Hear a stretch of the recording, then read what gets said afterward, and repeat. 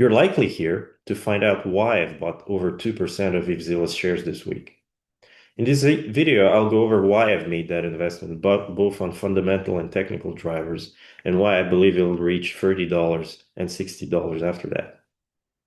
First of all, to all those of you surprised by my crypto investment, early Reddit followers will remember I was one of the first investors in SBET, purchasing around 0.5% of the company at the time of its IPO. SBET was, of course, the first Ethereum treasury company in the space, following in the footsteps of MicroStrategy for Bitcoin. To understand ETHZilla, you must first understand what a digital asset treasury is, often referred to as DATS. These businesses acquire Ethereum and invest it to generate yield. When they trade at a premium to assets, they issue shares to purchase crypto and grow assets per share. When they trade at a discount, they buy back shares to achieve the same effect. Which is why it is more profitable and interesting to own a digital asset treasury company than to own Ethereum outright, as those actions cannot be performed on your individual holdings. ETHZilla is now more than a DAT, but I'll come to that later. And as it represents a large part of their business at the moment and a strong balance sheet to fall back on, it is important to understand in order to value the business.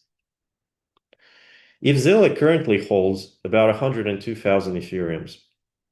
At the current Ethereum price of 3.88K, it's roughly $400 million.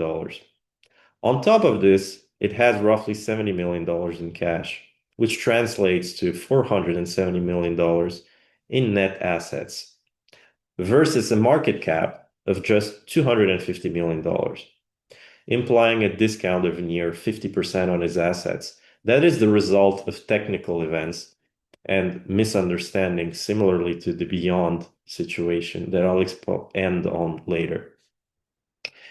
These assets mean the company has $30 per share in assets, whilst at the same time being highly profitable, which is where the first price target of $30 came in that I mentioned, and that is, in my mind, automatical and the result of a straight price mismatch, not even of valuations. However, this alone is not the sole reason for my investment given its size, because ETHZilla is more than any other DAT, and here's why. Its shareholders and investors are primarily long-term holders of Ethereum and people active in building out its infrastructure, as they saw the value of this DAT before many other people did. Other notable investors include Peter Thiel, that bought a 7.5% stake at its IPO. ETHZilla invests in its crypto treasury in decentralized finance. This allows it to generate oversized returns and minimize risks through liquid restaking. This is a complicated way of saying it. Similarly to a bank, it lends out its capital across decentralized finance loans and protocols, which have a very high rate of return. This is why ETHZilla, compared to SharpLink or other treasury companies, is able to make not the 3% staking Ethereum return, which is the base rate, but 8 to 10% API, which can be tracked through their weekly reports and the earned incentive protocols. This is made possible by the fact that ETHZilla was in part founded and has its asset treasury fully managed by Electric Capital and Avical Guard. This is a very well-known investment fund that is part of the Ethereum ecosystem for over a decade and has shown a history of very high returns in all of these spaces. To date, and per their recent filing, Electric Capital owns 8.5% of ETHZilla, so its interests are fully aligned here.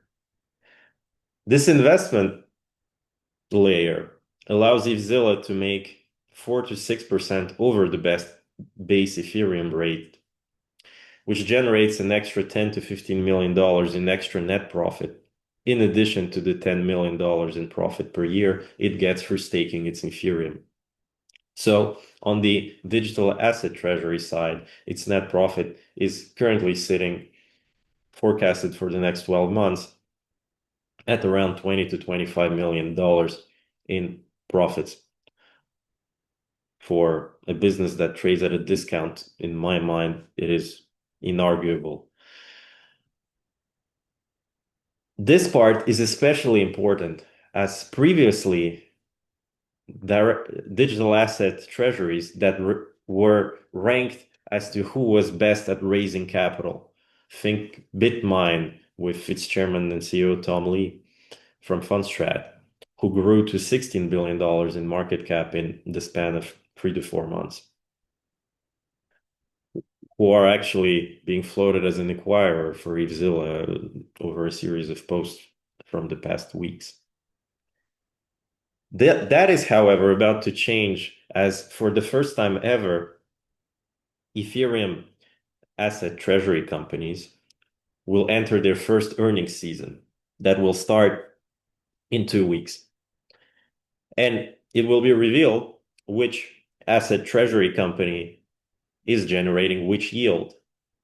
And ironically, even though ETHZilla has the highest returns on its Ethereum investments, since other companies are either just staking or doing nothing at all and earning zero, it has the highest discount despite having the best performance. And this is something that I expect to be corrected after the earnings seasons in 2 weeks and should allow ETHZilla to acquire more capital like we've seen Bitmine and Sharplink do before. However, even if no extra capital is generated from this rebalancing in asset treasuries, the ability of ETHZilla's investment business to generate this extra $10 to $15 million per year, if you take out the base asset revenue that is at about 4% per year for Ethereum, this gives around, if you apply a 10x multiplier to net earnings, around $100 million valuation for that investment business. If you look at it the way banks trade, which are very similar in this regard, or a firm, you can apply about a 20% multiplier to its asset base, and you end up with about the same valuation of about $100 million. Therefore, if you just value their digital asset treasury business with its assets, you end up with about $35 per share in its current states with no growth if everything just remains as is. You might then ask yourself, how can this happen that it is trading currently at 16? And this is something that has brought me towards this investment, as it is an event similar to what happened with Beyond Meat. In order to qualify for investments from institutions, which is a key part in raising capital for that, it performed a 10-to-1 reverse split, which sent shares down 35%, despite actually being a bullish event for the company, since it allowed them to approach institutions again. And you can see in their management nominations of now team members responsible for fundraisers that this is what they're going after and have been historically good at doing. Ironically, a bullish thing happening sent the stock down, which is why we got that 50% mismatch compared to their assets, which is the opportunity I took and am explaining to you here. Buying $35 of assets for a $16 price point is already a sound enough investment in a highly profitable business. However, there is a critical second part to ETHZilla, which we have not yet included in our valuation. ETHZilla has a second business, and that is tokenization. In the past month and a half, ETHZilla has raised $500 million on zero-interest convertible notes, which, surprise, surprise, convert into equity at a $32 strike, exact same valuation that we came up with on the debt business. These funds are currently earning the business an extra $10 million a year invested in treasuries. However, their main purpose is to be earmarked for the launch of ETHZilla's tokenization business that will start with this 500 million in essentially assets under management. The idea is simple, as the company has now confirmed in its past two releases, the latest of which came today. ETHZilla plans on issuing, like I had theorized 3 days ago, tokens against real-world assets. According to the company, this will include commercial bonds, commercial real estate, and structured products. To simplify, think of stablecoins. Stablecoins are tied to the dollar, generating zero yield apart from if you invest them into DeFi. Now, picture a token linked to a portfolio of commercial bonds. These commercial bonds are dollar denominated, have a fixed price, and are providing a concrete yield. Now, holding in these tokens as compared to USDT or USDC would allow for the same hedge against the volatility of the crypto market, while at the same time earning a yield that is in no way linked to DeFi or the crypto market, which is an option that doesn't exist currently on the market. On a side note, we should remember stablecoins are currently the most profitable businesses in the world per employee. With, for example, USDC issuer Circle valued at about $30 billion and 163 times earnings. So the potential is here clear. Other than tokenizing commercial bonds, ETHZilla will also tokenize commercial real estate deals with a connection not to a dollar-based value, but to a physical yield-bearing real estate portfolio, working in the same way as it would with bonds, with users receiving distribution in the form of tokens that also provide yield. ETHZilla is making plays to fully become the leader in the space of tokenization and yield-bearing assets. Just today, it announced the acquisition of 15% of Liquidity.io, which is extremely significant as it is the technical provider of tokenization services on the technical side, and is already licensed and registered with the SEC. This implies that the time to market for which they can actually now launch any tokenized offering is extremely small. This business currently has $500 million under management, as I previously mentioned, which are earning about a 2% base rate in treasuries currently, which is all going to ETHZilla.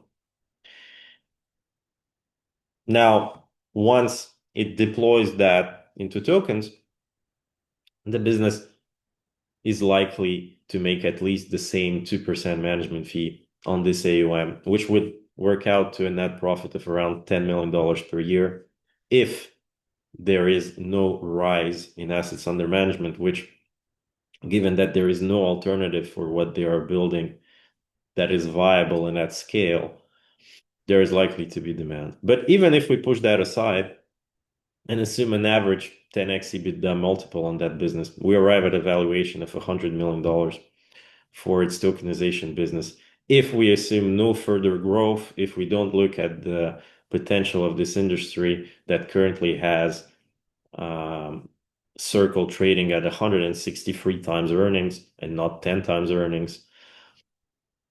And if we add that to the valuation of that business, we end up with a valuation for ETHZilla of roughly $700 million versus the current market cap of the company of $250 million, or a price of roughly $45 per share, assuming zero growth.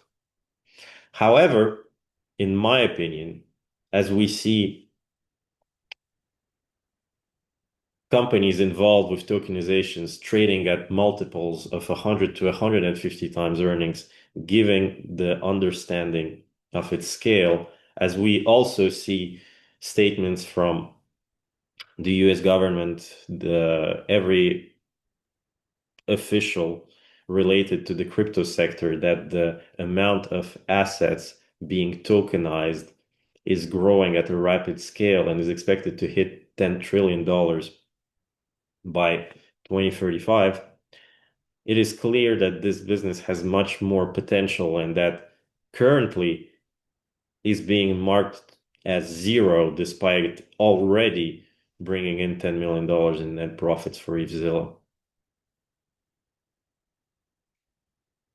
To sum up, if you remember anything here, the net asset value of ETHZilla is roughly $30 per share, which is why it is the first target after its current trade price of $16. The company is highly profitable. Currently, if nothing improves, making roughly $30 to $40 million in net profit per year against a market cap of $250 million, which is fully backed by assets, liquid assets. An earnings valuation of the current business gives you an extra value of around $15 per share, which increases the current value of the business to $45 per share if you factor in zero growth. The growth in this company's tokenization business is likely to provide heavy upside based on stablecoin issuer valuations and Circle and the price it is currently trading at in the market. This opportunity on the same side was brought by a misunderstanding of a reverse split announcement and low liquidity that was actually beneficial to the business. Finally, there is a clear catalyst in 2 weeks with all crypto treasury companies entering their earnings season and all of this profits data that is in all of the company's updates being published as the part of a formal earnings report. Having explained to you all that, I want to remind you to remember to invest responsibly, do your own due diligence, and not expect 100% intraday moves every time you make an investment.